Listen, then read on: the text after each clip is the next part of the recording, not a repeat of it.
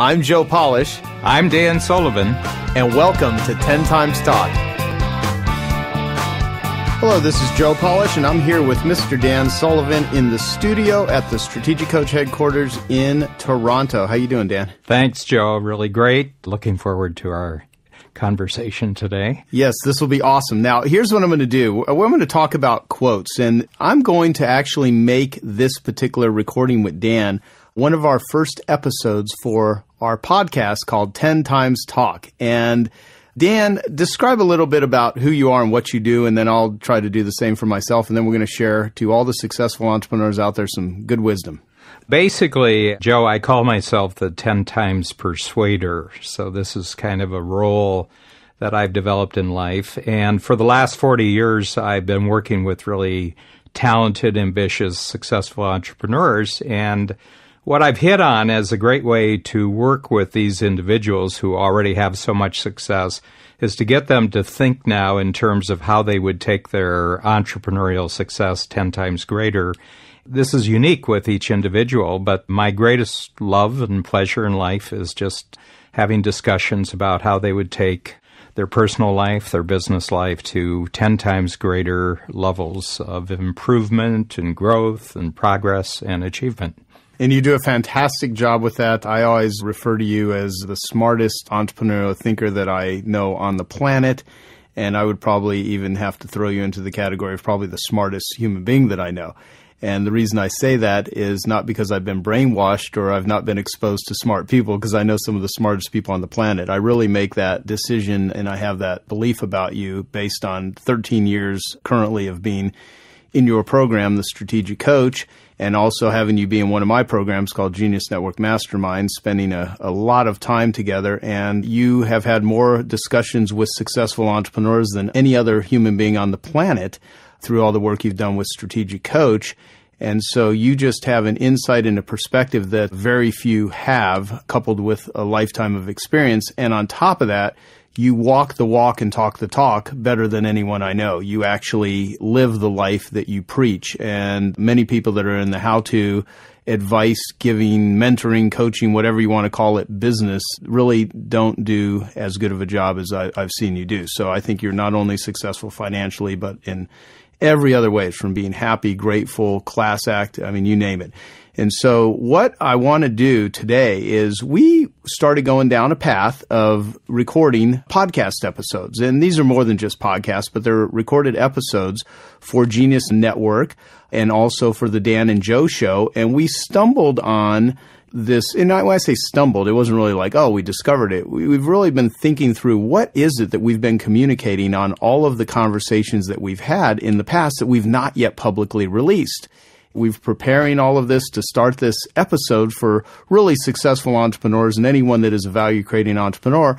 You've taken a new direction in Strategic Coach, and you have a program called U times 10, where you're really helping entrepreneurs 10 times their profits, their growth, their free time. I mean, whatever they want to use as a qualifier to 10 times and multiply themselves. And we were, after having done several episodes, we thought, the conversations we're having are really we're talking about 10 times. And so we've decided to call this 10 Times Talk. And we're going to take this episode and we're going to put it before all of the ones that come after it. So you're going to hear a few episodes, 6 or 7 of them, where you're hearing me and Dan say the Joe and Dan Show, Genius Network, that sort of thing. But realize it's all built around 10 Times Talk. And I figured, the best way to get into this is to talk to you about 10 Times Talk and also about some quotes that you've said that I think are profound. And before we get started, my name's Joe Polish, of course, like nail polish, and I have a company called Piranha Marketing, and I'm a convert of my own system. I learned a type of marketing called direct response back in 1992 is when I first stumbled upon it. And I learned it because I owned a carpet and upholstery cleaning company, and I was struggling. I was broke, and I learned marketing because I needed to survive. I needed to eat, and I ended up utilizing these direct response strategies that I now call ELF marketing, which stands for easy, lucrative, and fun. And I used it to not only transform my business, but I started teaching other people in that industry how to, build referrals, get higher prices, convert leads, be more effective at their marketing and advertising and their messaging using very compelling copy.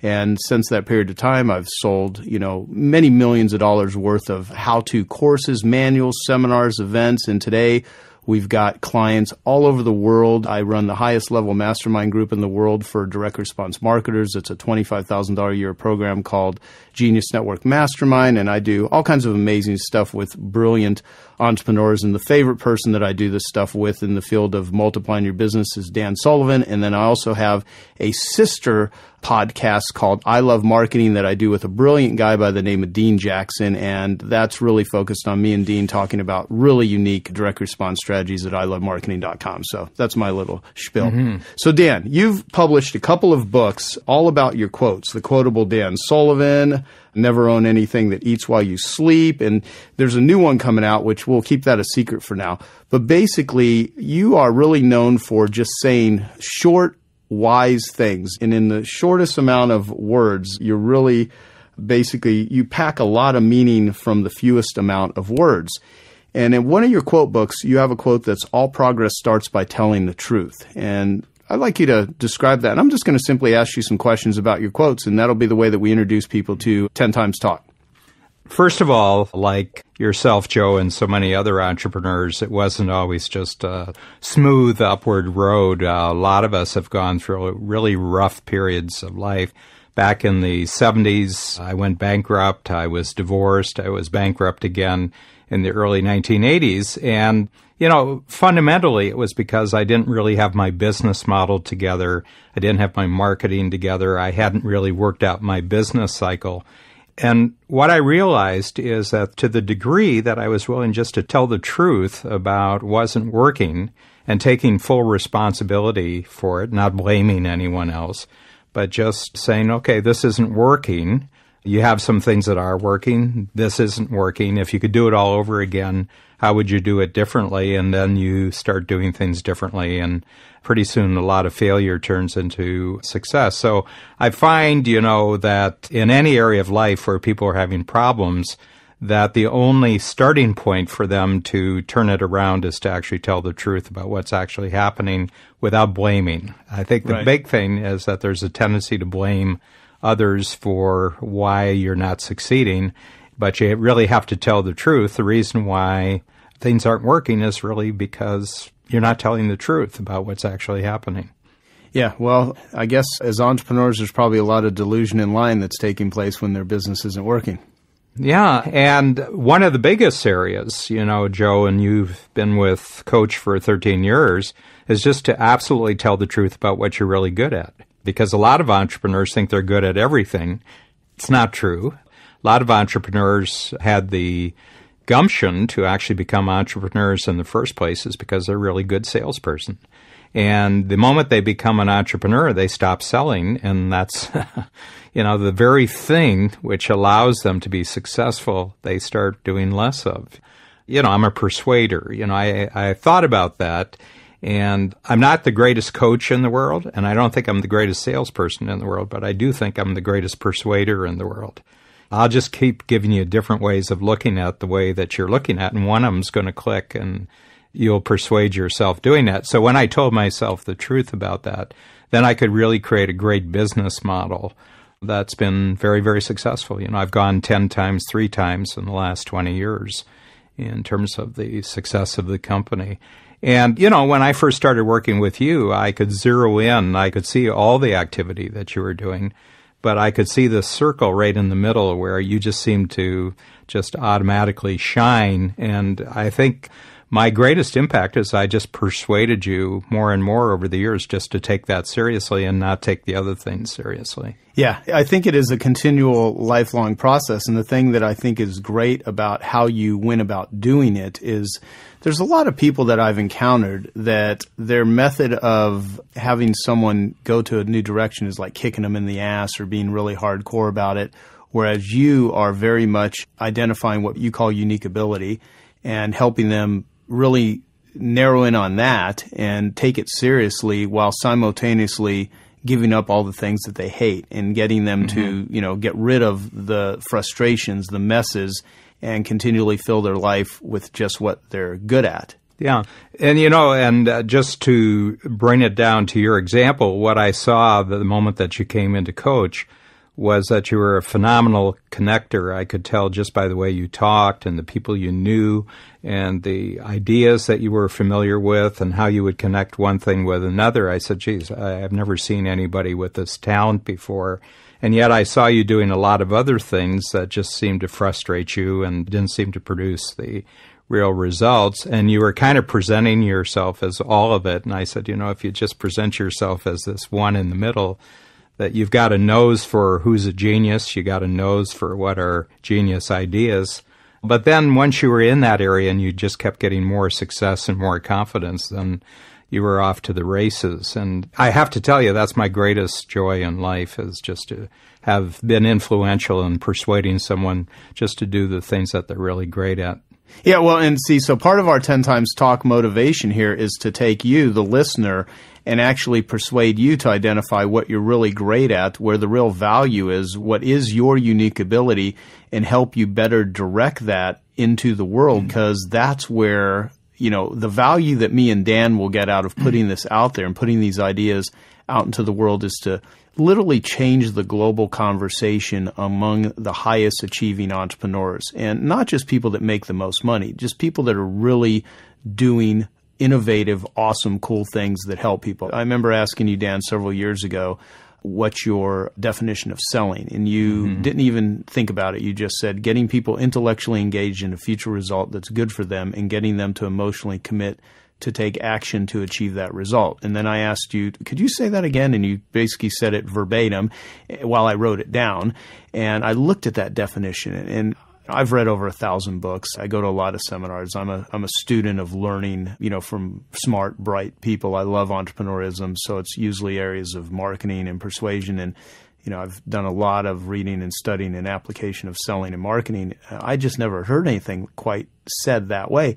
And so I looked at that definition, and the thing that really stood out for me is the word good for them, because you can get people intellectually and emotionally engaged in a future result that isn't good for them. And I think when people are kind of down on sales and marketing, they're relating it to some bad, high-pressure experience where someone tried to talk them into something that wasn't really a good match, or someone, went over the top and was, lied or misled or, just exaggerated, the stereotypical used car salesperson that's pressuring them and just trying to talk them into stuff. But when you said that definition, it really, reframed the whole way that you kind of look at it. And since that time, I've created a whole little video called The Selling Evil that people can, actually, we'll put it up on 10 Times Talk. We'll put the Selling Evil video there, which all came out of that definition. But really, that's what is going to happen for those people that listen to 10 Times Talk. We're going to get them continually intellectually and emotionally engaged in their bigger future. It will be good for them, and we're going to give them a plan and path on how to do it. And we're going to put this out there for free. Now, if they get value out of this, which we want them to, then check out Strategic Coach. We'll put all that information on 10 Times Talk. You can read some of Dan's books, some of the knowledge products that he produces. Take a look at some of the stuff I'm doing. We're just going to really create a conversation. We want you really seriously involved, and this will be the first introductory episode for you, and then listen to all the future episodes that we do. And we're going to put them out at least 2 a month. Sometimes we'll put bonus ones on there. Sometimes there'll be other 10 Times thinkers that me and Dan decide to interview. But this is going to be a place for you to continually be connected into the type of thinking that will help you transform your future. So, Dan, what would be one of your goals and objectives with 10 Times Talk?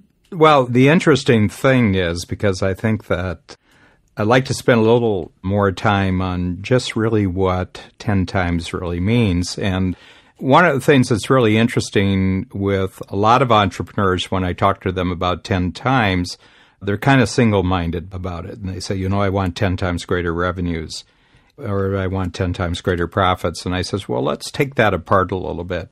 That would be a goal, but it'd actually be a means to something else. So if you had 10 times greater revenues, what would it put you in a position to actually get? And then they start naming a whole bunch of other areas in their life. And I said, well, the real goal isn't actually 10 times revenues so much as it is all these other things. Right. And they all come down to freedom. That's one of the things I've discovered. The driving ambition for all entrepreneurs is to be successful so that they can have greater freedom in their life. Freedom of time, freedom of money, freedom of relationship, freedom of purpose in their life, so that more and more of their life is really what they want it to be about. So what I do, I say, well, probably to buy all this freedom, you're going to have your income 10 times greater and your profits 10 times greater. But let's really focus on what the real rewards are here. Let's really talk about the freedom rewards. But I want to go back to the thing about unique ability, because there's a great quote that I got from Oscar Wilde, who was he was like a quote machine, in the 1890s and 1900s. And it was just a very little quote. And I just listened to it and I said, boy, this is kind of like the wisdom of the world. And he said, be yourself because everyone else is taken. And it was kind of like, I think that virtually all the unhappiness that people experience in life is their attempt to be someone else besides themselves. We've talked over the years about addictions, that people get into addictions. And I think that a lot of addictions actually come about because people are trying to be something other than what they are. Right. They're not proud of themselves. They want to have another self that they can be proud of. So they never really, throughout their entire life, ever look inside for where their future actually is. They're always looking outside of themselves for where the future is. And so the 10 times for me is if we can just persuade people to take seriously what it is that they're actually good at and then commit to that. So it goes back to the selling thing that you said, Joe, to get them to intellectually engage with what they're really good at and see themselves doing so much more of that in the future, and then to actually emotionally commit themselves to taking the actions to become more of what they're really, really great at in the future. And that requires teamwork with other people, and it requires networking and additional skills and knowledge and all the other things that would go into building a real entrepreneurial framework about who they really are. I mean, really, when I look at you and the organization you have now compared to the late 90s, it's just a structure that has been created around your unique ability. Right, right. And it's a heck of a lot more productive than it was back then, and the impact we've made and the money we've made, everything about it is just improved. Just jumping off of what you said, one of the quotes that I have here from one of your quote books, surround yourself with people who remind you more of the future than the past. Mm-hmm. What does that mean? Before we really become conscious, we're born where the world is happening to us. Probably for the first 5 or 6 years, the world is just happening to you. And then at a certain time, you start developing abilities in that where you start happening to the world. But along the lines, you develop all sorts of relationships that you didn't really choose. You're born into a family, you grow up somewhere, you go to school, you have all these relationships. And what happens with a lot of people is they become very, very emotionally attached to the relationships that they had before they were even conscious of who they were. And as they go forward and they start developing consciousness about their unique ability, all of a sudden their new consciousness conflicts with their loyalty and their emotional attachments to the people that they never chose. Right. And so there comes this crucial point in life where you have to make a decision about the relationships you have in life. Are they the relationships that were related to your past, or are they relationships that are going to be related to your future growth? And I think this is one of the most painful things that all people go through, is that you realize that as you choose your life more and more, you're also going to choose a different set of relationships, and that these individuals are really going to be future-based, and they're going to represent the future. They're not going to represent your past. You can stay in touch with your past, but those individuals that you knew in the past generally are not going to be all that supportive of your future, because to a certain extent you're leaving them behind. I'm a farm boy from northern Ohio. I grew up in a big family. In the 1950s, I spent 12 years with the same 55 kids going through Catholic school. And, I enjoyed it, and I enjoyed the people, but none of them are in my life right now, except when I go back for reunions of one kind or another. I go back because it's paying respect to what used to be, but it's not really part. I mean, you're more of a member of my family than any member of my family, Joe. Yeah. I can see us working and creating for the rest of our lives, and it'll always be bigger, and we each have networks of people for whom that would be true, and that kind of represents your future family. So the support that you have around you, then make sure it's when you think about the support you have, you can see that support getting greater and greater and more important as you go into the future. And don't surround yourself where the support that you have has already been given and it's in the past. That reminds me of another quote that you have, which is, the skills that get you out of Egypt aren't the ones that get you into the promised land. And you could replace the word skills with, the people that get you out of Egypt aren't the ones that get you into the promised land also. How do you cut ties gracefully and maybe not so gracefully with things that are holding on to the past and not serving you at all? Because when I look around, I see a lot of people do that, and I certainly can point to times in my life where it's not served me very well to be preoccupied with the past, or with, even environments or relationships that once I got rid of them or, changed it, progress was made. Well, the quote, the skills that get you out of Egypt aren't the ones that get you into the promised land, goes back to the book of Exodus. And it's, that Moses, who led the children of Israel out of Egypt, but he didn't take them into the promised land because Moses only had the skills to get them out of Egypt. Moses didn't have the skills to actually get them into the promised land. And he wandered, the children of Israel wandered for 40 years in the desert before someone came along who could lead them into the promised land. So there are people that you have relationships that were important at a certain stage in your past to get where you are. But at a certain point, and these could be, if you're an entrepreneur, these could be your team members. They only grow to a certain level. They could be customers or clients that were important to you, but they're really not. Various other kind of supportive networks out in the marketplace. But at a certain point, if you're continuing to grow and they're not growing, then there's going to be a choice made. And to a certain extent, their decision not to grow is their decision not to go any further. So it's not just you that is making the decision. You're probably the second person to make a decision. They're the ones who made the first decision. I'm just not going to grow anymore. And oftentimes people who decide not to grow anymore also want the people with them to also make that decision not to grow anymore, because they want to keep you in relationship. But if you're going to keep growing, it's going to make the relationship very uncomfortable, and they don't want you making the relationship very uncomfortable, especially in our society where there's tremendous mobility. I grew up as I said, in a small farm community in northern Ohio. Now I live in one of the most vibrant cities in the world, but not in the United States, in Toronto, which is just, I think there's 180 cranes putting up buildings right now. It's just an amazing growth place.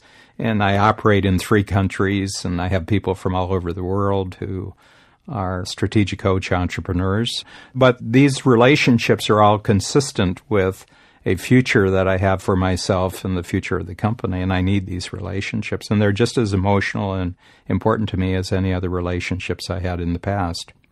So, Dan, I'm going to end this on one last quote, at least the quote questions I have for you. You have a quote that's always make your future bigger than your past. And you even wrote a book called The Laws of Lifetime Growth, which really expand upon this whole idea. And with 10 Times Talk, one of my objectives would be having everyone that listens to it, having a place where they can go to our episodes and actually continually, it will assist them and help them in making their future bigger than their past. What do you mean by that? Well, it's a lot like muscle, that everybody's born with muscle, and our muscles continue to grow until we're about 30 years old. And after 30, unless you do something like resistance training, weightlifting, every year you'll have less muscle as you get older. And it's kind of like your first amount of muscle was given to you just by being born. But if you're going to have muscle after 30, let's say when you're 50 or, much older, then that muscle is going to be because you created the muscle.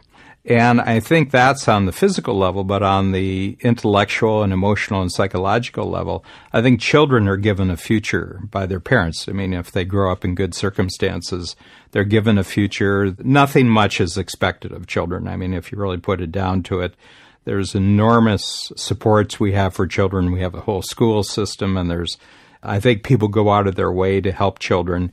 And so you can have a child who's doing really well, and everybody says, boy, what a future that child is going to have. But I think when they hit about 30, then our society says, well, we've taken you as far as we can go. Now, if you're going to have a future, you have to create it. And some people never catch on to that. And so as they get above 30, and I've seen it for some reason, 30 is a really interesting age. I've seen people who at 30 stop creating their future, and by 40, they have this feeling that the best part of their life is already finished, and they keep going back to experiences when they were in their teens and in their 20s. This happens a lot with people who are really, really good early in life with a particular skill, a musician, they're popular, they're good at athletics and everything else, and they had this period of rush where they were the star and everything else, and then they hit 30 and nobody cares. And so they keep trying to go back to that early experience. And so what happens is that oftentimes people who don't really do well before 30 oftentimes will be real stars after 30, because up until that time they were in the shadows of these other people who just had natural talent. But when they get to 30, the ones who were just plugging along and had to more or less create their future for them, and they learned how to create their future when they were in their teens, when they hit 30, they find they're really good at this. So every decade, their future gets bigger. So, I'm sitting here, I was born in 1944, and the years that lie ahead of me now, I'm almost 70, the years that lie ahead of me are incredibly bigger in my imagination than anything I've done up until now. I'm just so excited with this 10 times persuader role. Just imagine the people that I'm going to persuade to think about 10 times over the next decades. What a terrific thing. So there's nothing I've done previous to today that is going to compare with what I'm going to get to in the future. And that's what I mean by always creating a future that's bigger than your past. That is awesome. And so, well, thank you. And we've already recorded a few episodes. So I can leave people with some cliffhangers of some of the things that you're going to get by downloading 10 Times Talk on iTunes, which you'll be able to do and listen to it, and also 10timestalk.com. We do have the website. Please share this with any smart entrepreneurial thinkers and innovative people that you think would find this useful and valuable.